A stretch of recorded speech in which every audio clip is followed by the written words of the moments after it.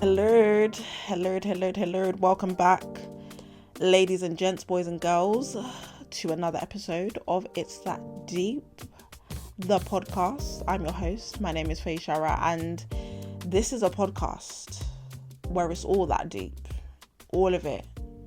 Politics, pop culture, tele, music. It's all that deep. I saw a tweet this week that somebody retweeted from a couple years ago where it was like, people who say, oh, it's not that deep, are basically just telling us that they can't think critically. And I said, well, damn. I wouldn't put it that way. That's a bit harsh. But you know what? I do agree. So this is a place for the thinkers. The people who use their opolo, you're welcome here. Because a story is never a story here. Do you know what I mean? It's more than a story. It is, what does a story tell us about who we are as people and where we are as a society? And so, got another episode in store for you guys today. Any housekeeping? We do have housekeeping. This housekeeping thing is new. I'm not gonna lie, I took it from To My Sisters. Great podcast. Absolutely love those two girls. But I won't be continuing it. But yeah, housekeeping. We are officially in election week. We've got less than a week until we get a new prime minister, because let's be honest, we're getting a new prime minister. So just a reminder, if you have registered to vote, that you need to bring your voting ID to the polls. Please don't go there without ID, because you will just get turned back. And if you're like me, once I touch home, I'm not coming back out. So just remember to bring it with you. I will also, actually, this is a good place to shame those of you who have not registered to vote. Shame. Because why are you being dumb? Also on the election stuff, I kind of regret it now, but shit, I've committed to it, I will be going live on TikTok on July 4th to do like election coverage. As I've said, the BBC will be doing it, ITV will be doing it, Channel 4 will be doing it. But I just thought, let's cut out the jargon, let's cut out all of the long talk. Let's just get into what is happening as it's happening in real time. So I'll be on TikTok doing that. Like I said, I do regret it because I am exhausted and fed up of British politics at the moment. But I made a commitment, and so I'm going to show up, she says with tears in her eyes. But yeah, that's it. In terms of housekeeping, of course, follow, all that stuff. Do you know what is? I hate saying follow, because what, am I going to beat you if you don't follow? No, I'm not. Like, don't really care. But follow it, yeah, I think that's it. We've got a good episode. In store. Like I said, I am kind of like over British politics at the moment. I'm feeling very apathetic. So my two honourable picks are not British related, because I just needed to cast my mind elsewhere. So let's do that. Let's get into the first honourable pick. You can actually tell from my voice that I'm like over it. So we're not going to start with British politics because, I might shoot myself if I do. Stop joking, guys. A little bit of a joke. I've got dark humour. But anyway, I think I said a couple weeks ago, oh my God, guys, I even have a story time. Obviously, I spoke on Nigeria, and my dad called me. He did do that to fact check me on some of the statements that I made. Absolutely, you got to love parental participation in my activities. Really honor him and really respect him for that. It was a 30-minute phone call. And so from that, I made a decision to never talk about Nigeria again, just because I just don't have the capacity to be fact checked for 30 minutes on the phone. But I love you, Dad. Moving swiftly on. We're not talking about Nigeria this week. We are going to talk about Kenya. Because some really violent scenes were coming out of Kenya.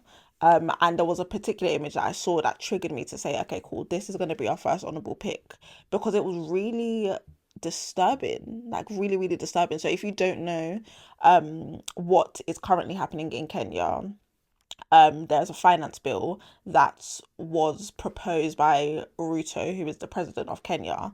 And this finance bill, the long and short of it is that the government want to raise taxes for the everyday working person in order to pay off some government debt.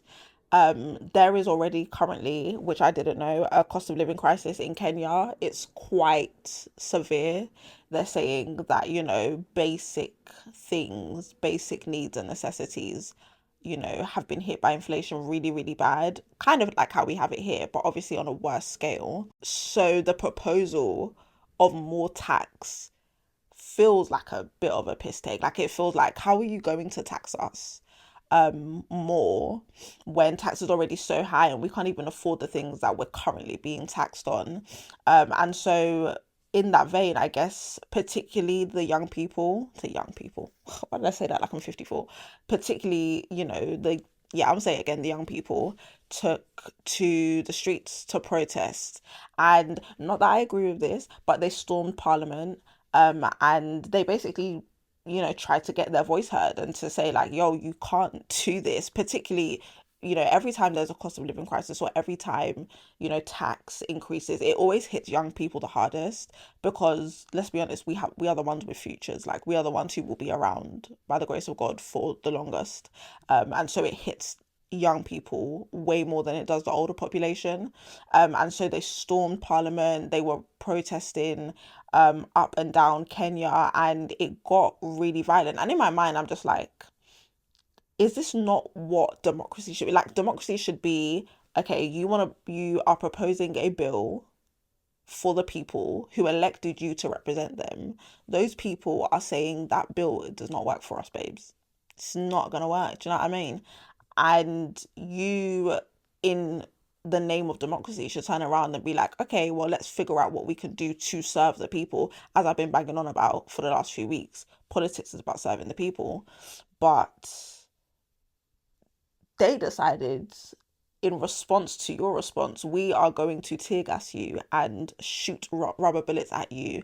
And the image I saw that triggered this whole honourable pick was someone who was shot at in the head, and I saw parts of the body spilled out that people should not see.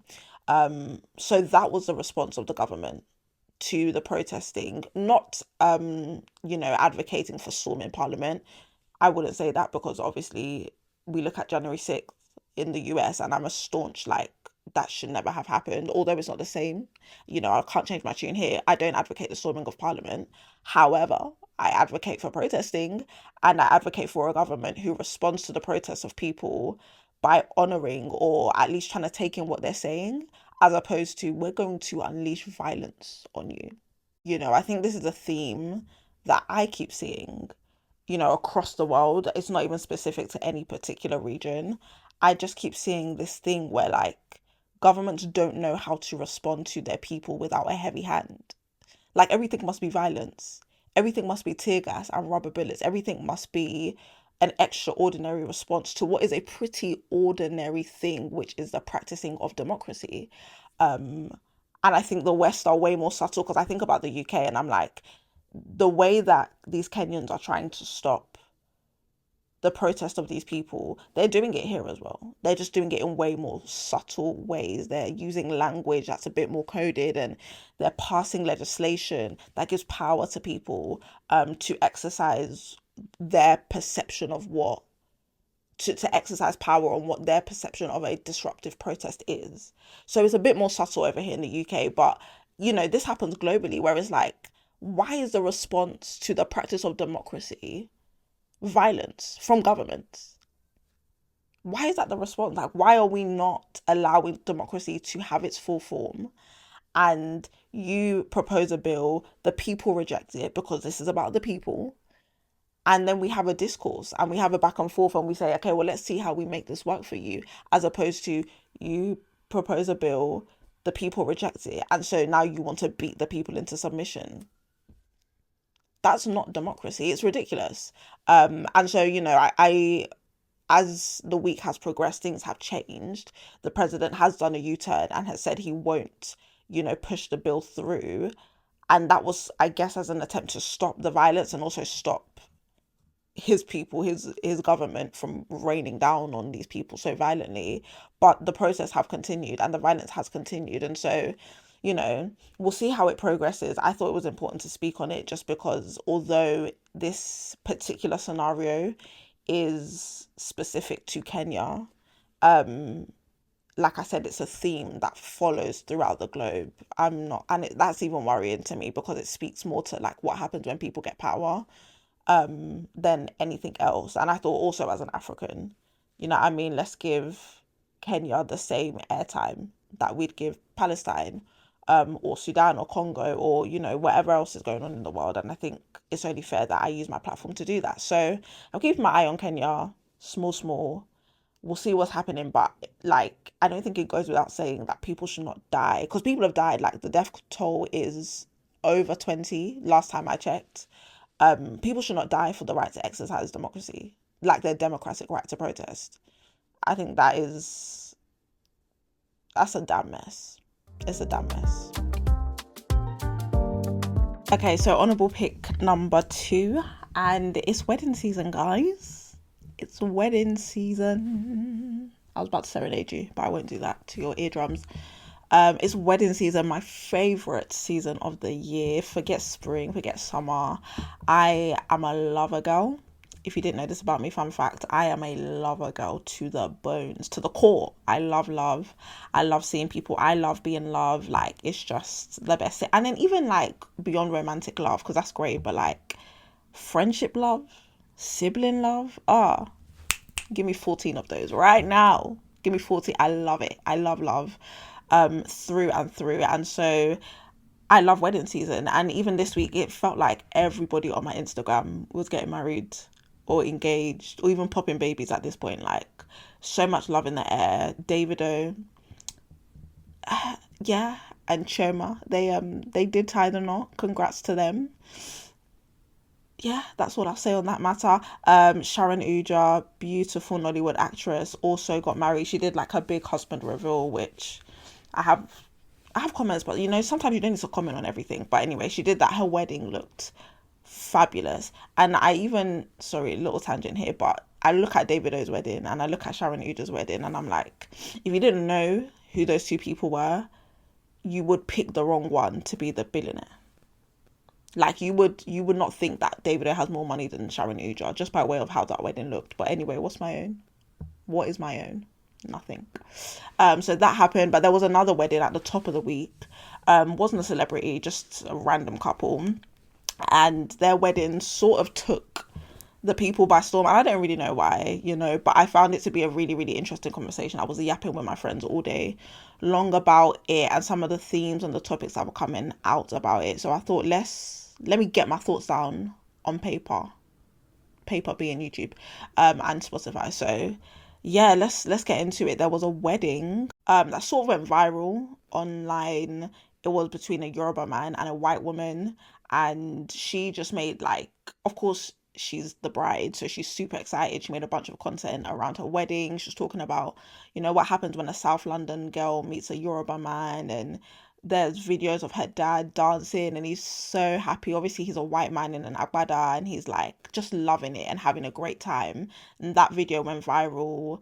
There's a video of her speaking to her now in-laws in Yoruba, and she was talking about how she practiced and practiced and practiced so that she could do that on that day. And you know, on what should be a day of like celebration and joy and, you know, laughter, somebody took to, of course, Twitter, because what else do you expect from the app, to basically talk about how they're not seeing it for like white people in Ashobi, and like they just can't get behind white people who wear Ashobi.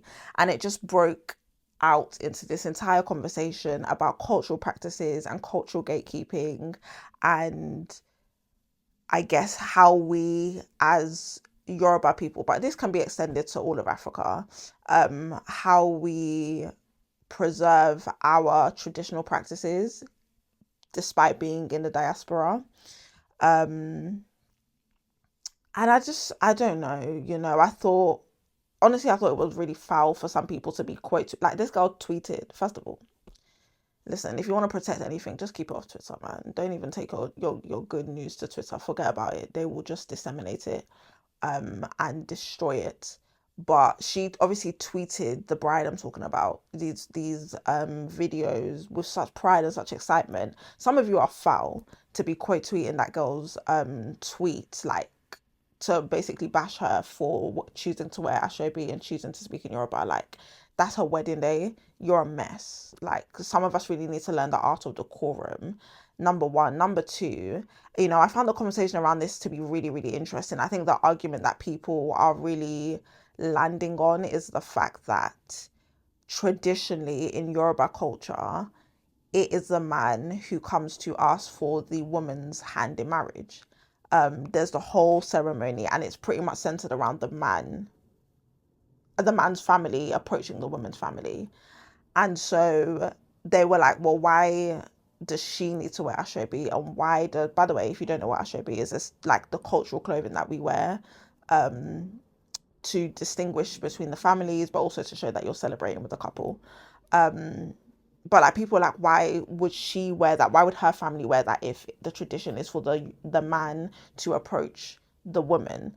The woman doesn't need to take on the man's culture. The man needs to bring his culture to the woman, which is a completely fair and completely valid point, and I completely agree with that. However, I found a lot of the conversation around that to be really hypocritical and really dishonest, because the point that I'm going to continue to land on, and I'll die on this hill, is the fact that we cannot fully adhere to cultural practices the way they do back home because we are in the diaspora. People are talking about she shouldn't be wearing ashobi, she's not the husband, she's the wife, and blah, blah, blah, blah, blah. We are British. We're British Nigerians. And so there will naturally be a mixture of cultures that come across when we do these sort of traditional practices. It's never going to 100% be traditional because we are not 100% traditional, because we're not in a village somewhere in, I don't know, Ogun State. Like, we are in London. We're in London. And so there's no way we can fully keep to all of the cultural practices that our ancestors have set before us. I think people may not like this. I quote tweeted somebody who said this in complete agreement. I think people's issue with that particular wedding was the fact that the lady was white. And I tweeted this: if the bride was Edo, or she was from Igbo, if she was Igbo or if she was Hausa, there would not have been as much conversation about this, because optically it doesn't look as bad. And I can, that's what I mean when I say people are being dishonest. Like, I wish people would be honest about the fact that, look, I don't like how it looks. A white person who, comes from a country that colonized Nigeria, I don't like how it looks for them to now be wearing our clothes and be speaking our language and being, grafted into our families by way of marriage. I don't agree with that necessarily. Oh, I can understand it. And not that I agree with it, but at least you're being honest with the reasoning behind your statements. A lot of people are not being honest. A lot of people are saying, colonization, and like, those are all valid facts. Completely understand that, completely, taken on board. But let's also talk about the fact that she's white. She's a white bride wearing ashobi, so it looks like cosplay to you, when in reality all she's trying to do is honor the cultural heritage of her soon-to-be husband. I wish people would be honest about that, because then I think we would avoid a lot of conversations and we could get straight to the point. And I think my conclusion from the whole saga, and I hope I've explained it properly, but I think I'm really seeing that Black Brits in the diaspora. Let me just talk about Yoruba people, actually, because I can't speak for all of Black Brits in the diaspora. But, Yoruba Black Brits, some of us are dishonest and some of us are really unfair when it comes to other people's engagement in our culture. There are things I don't believe, like, I don't really understand why Congolese people would wear geles and ashobi to their weddings. That doesn't make sense to me, because they have a culture. Those things, granted, I can hear that. But I do think some of us are very dishonest when it comes to the practicing of our culture in this context. And the reason I say that is because if you're going to have smoke for a white woman who's wearing ashobi to marry her Yoruba husband, you also need to have smoke for the fact that half, if not all, of Yoruba, Black, British, now any nationality, we all have white weddings. Technically, if we're going to talk about honoring the culture, white weddings are not done in Yoruba culture. Why? Because we historically served the Ifas and the other Yoruba gods as opposed to Jesus Christ, my Lord and Savior. That's not culturally done. So my thing is, we're now applying the culture where it benefits us, and we are, what's the language I'll use here? We are making ourselves the dispensers of culture where it benefits us. I hope that statement makes sense. But if you have issue with that white woman wearing ashobi, you also need to have issue with the fact that they were present at the flipping thing in the first place. Because again, traditionally, the traditional is for families. The mum and the dad should have been there. The grandmas and grandparents should have been there. The aunties and uncles should have been there representing the bride and the groom. If we're talking about honouring true traditional culture, the bride and groom should not have even been present at the traditional, because that was not done. It's a traditional engagement between families. It's a formal engagement between families. The bride and groom are actually not too relevant to the traditional. My parents weren't at their traditional. They were here in the UK and their families did it back home. So if we're talking about honouring the core fundamental of the culture, there's no way we can do that, because we are a mixture of British and Yoruba culture. And I think it's really disingenuous to force that standard on other people, like white people in this case, when we ourselves are not fully adhering to it here. Little kids are running around on TikTok doing fake weddings just so that they can spray money and have a bit of a Fuji, Jaye time. But half of us can't speak our language. Half of us don't even know what goes on when the Alaga speak, and some of us can't even understand what they're saying. Like, what are we talking about here? We have to be consistent with our enforcement of cultural standards, and we can't pick and choose what is culturally acceptable depending on who it is. Because like I said, if that bride came from the north of Nigeria, nobody would have said anything. It was because that lady was white. And I think we all need to be honest about that and stop beating around the bush, because it's unfair. And as I tweeted, and I'll reiterate here, it's unfair to even turn what should be a beautiful day of celebration for two people who are in love into a discourse on culture, and cultural gatekeeping and culture vultures and all that stupid. Like, it's not relevant. Let them marry and be in love, and you go and mind your own business. Like, I just think not everything has to be turned into a debate. And if we are going to have the debate, let's be honest. And let's not move the goalpost depending on who's on the receiving end, because that's just not fair. All right, let's get into my main story. And you know what? I'm going to be honest with you guys. I can't be bothered. I can't be bothered. It is officially election week, and I'm so tapped out of everything politically. When the announcement for the election came, I was like, yes, let's go. We're gonna do coverage. We're gonna Omar, I know get time again. I can't be asked, man. I just feel, and I have felt for the last couple weeks, very futile, very hopeless, very apathetic. Actually, not hopeless. Frustrated, I think, is the word. Because it's like, you guys are this is what we have to pick from? This? I don't want either one of you guys to be on Prime Minister. This is not, the quality of options here is just not giving. And so I actually have stopped making content on TikTok.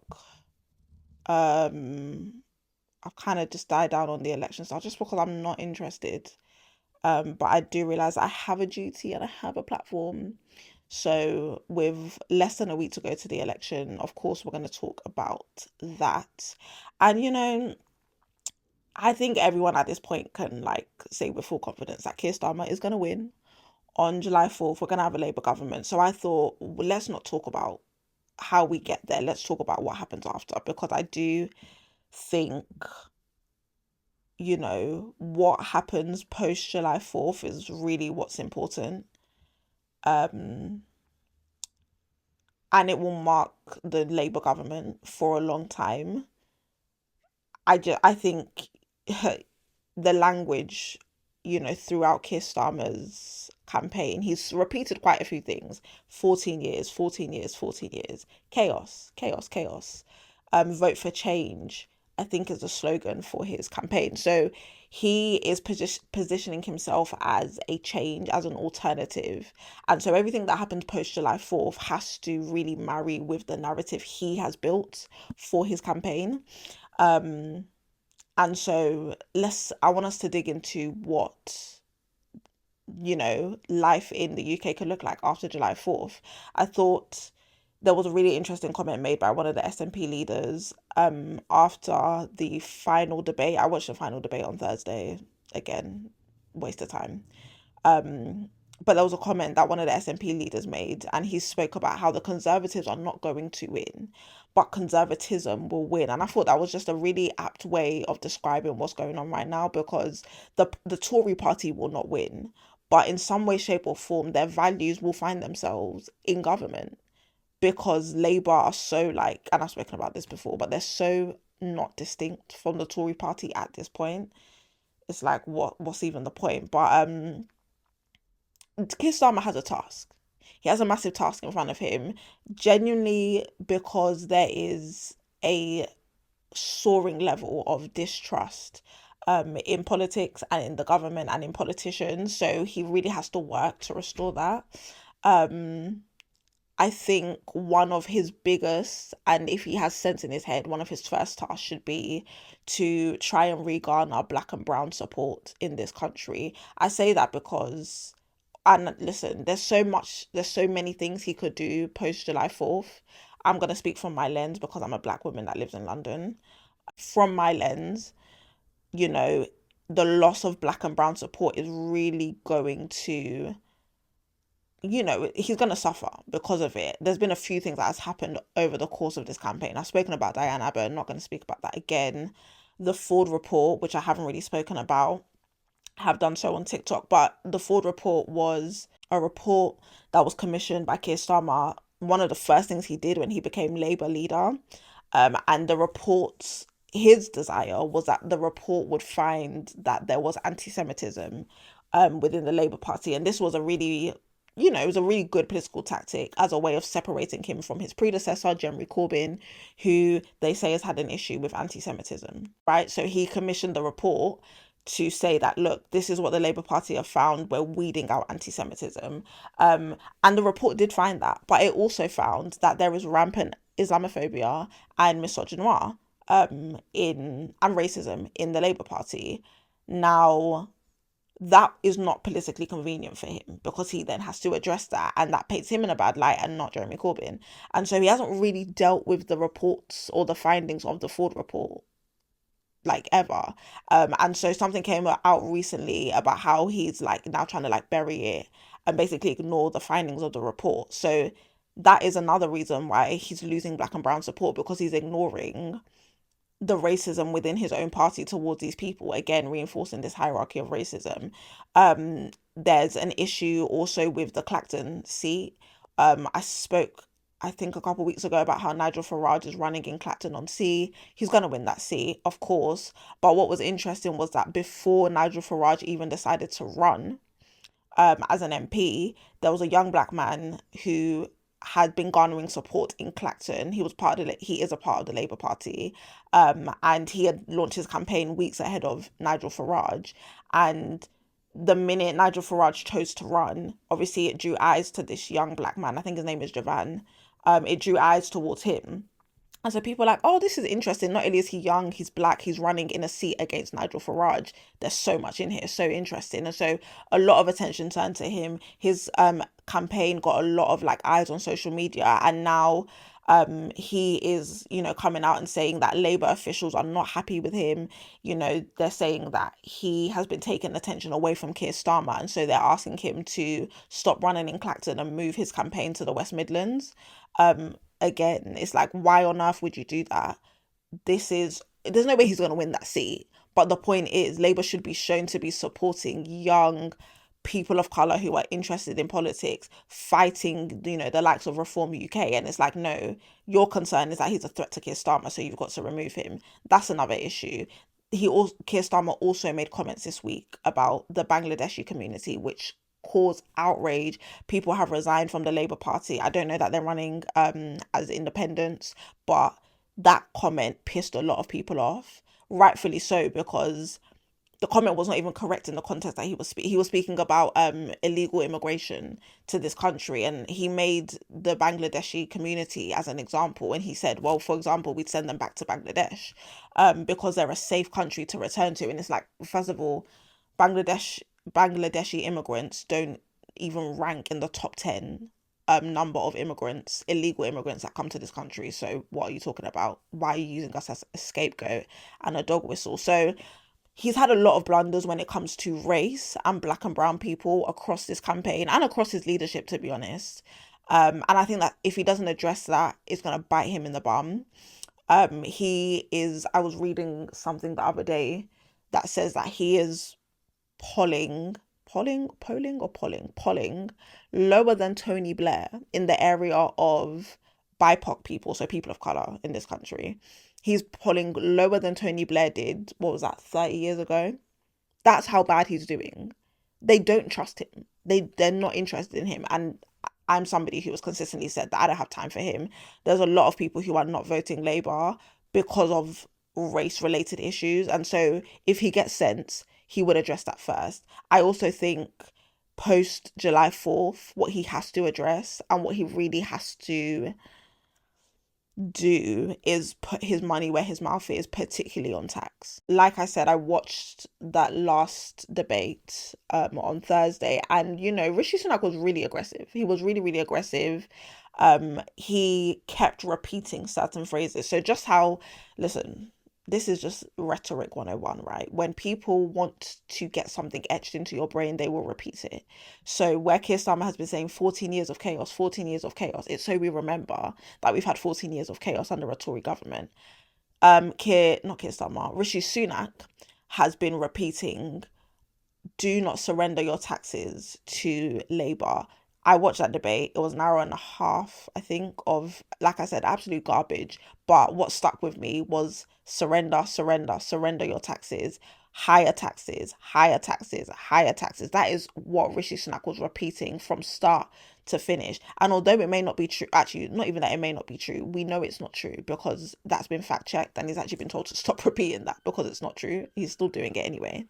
But in him repeating that, it's reminding the electorate that Keir Starmer has a stance on tax and he needs to honour that stance when he gets into government. He can say all he wants to get our vote, but July 4th, or let me say July 5th, is really showtime. And, on the flip side, where Rishi Sunak has been repeating tax, Keir Starmer has also been repeating this sentiment that he's working class, which I don't believe he is for a second, but he's working class and he grew up poor, and that his, how many times has he told us that his father was a toolmaker and his mum was a nurse? He's reiterating over and over again that, look, I came from nothing, like majority of the electorate, and he's doing that in an attempt to position himself as a relatable voice on financial issues. And so because he set himself as, not the standard, what's the word I want to use, he set himself as